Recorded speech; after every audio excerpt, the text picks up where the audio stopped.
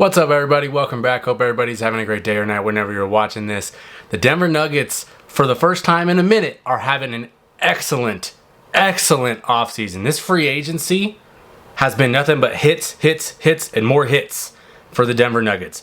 This was a team that sorely needed more bench depth and better role players in order to compete for what they want to do, and that's win championships. And I think if we go back to the semifinals in the Western Conference, they're playing against OKC. They go to 7. Obviously, Aaron Gordon gets hurt. They get smashed in Game 7, and the season's over. The one thing that I really learned from that series, other than the fact that OKC was ready, is Denver is closer than we think in terms of what they had. They took the champs to 7. Obviously, so did the Pacers, but they took the champs to a very grueling 7-game series, and at some points looked like the better team. Nikola Jokic, best player in the world. I think that's fair. He's been so amazing for so many playoff runs now that he's really undeniable. But the one thing that was really obvious is that they just needed better depth. Needed better role players. Obviously, they made cost-cutting moves in years past. And obviously, that's how they ended up where they're at. Now, I don't even know who's running the front office right now for Denver. Truthfully told, I don't know. But Jesus Christ, that man or woman, whoever it is doing a fantastic job. They went into the offseason, like I said, needing the depth. They come out, they trade Michael Porter Jr., who is their first major tradable asset because of how big his contract is, and he's still a pretty decent player, but you could get something for him that might be more fitting for your roster.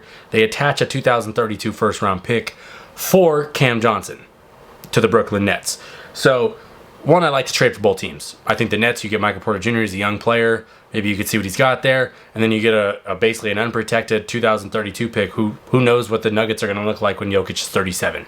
So that's cool for the Nets. I like it. Now, if you're the Nuggets, you got a just as good, almost basically, I would say just as good a three-point shooter in Cam Johnson, a better defender in Cam Johnson. I think he's overall a better fit for what the Nuggets want to do. He fits perfect next to Jokic.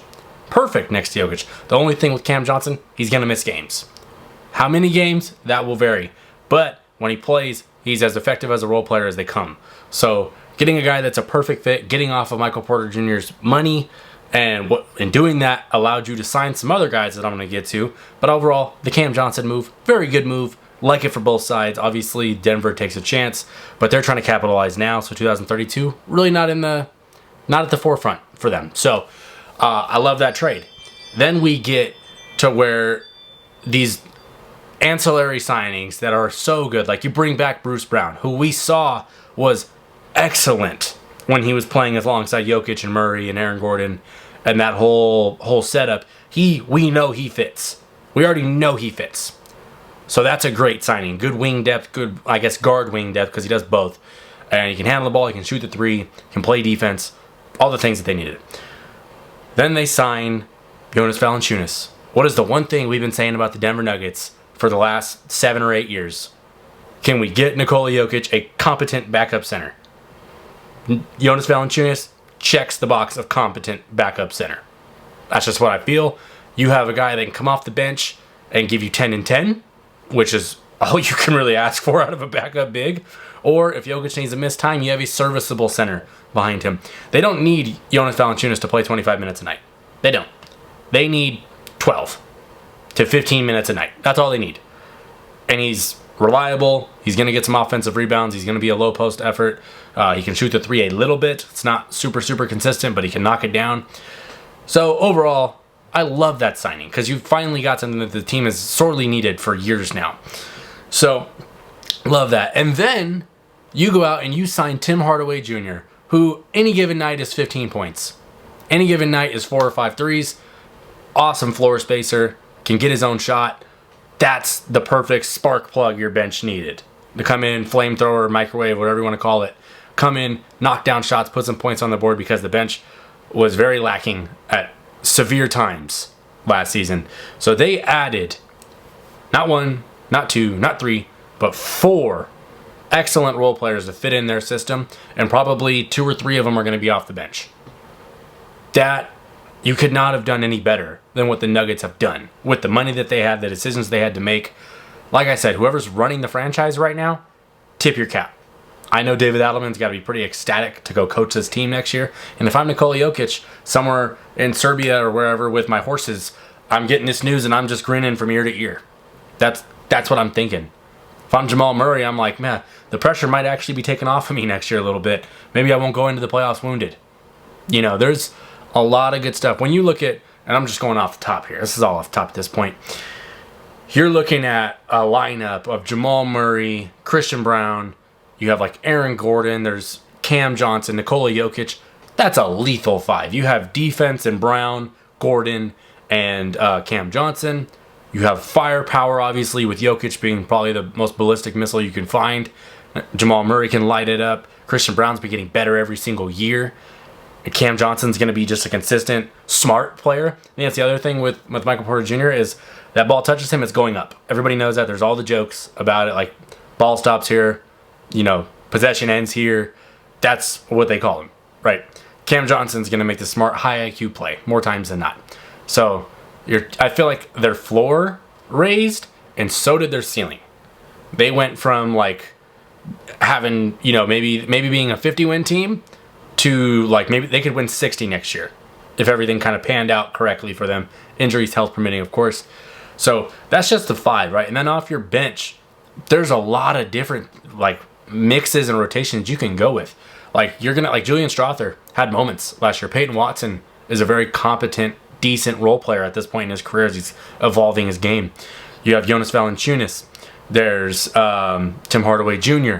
So like adding all of this into the mix is going to fit perfect because they're going to have different ways of doing it. Maybe you want to add one more wing. Obviously, I forgot Bruce Brown, so maybe you don't really need that. But they've really got 10 or 11 competent NBA players at bare minimum.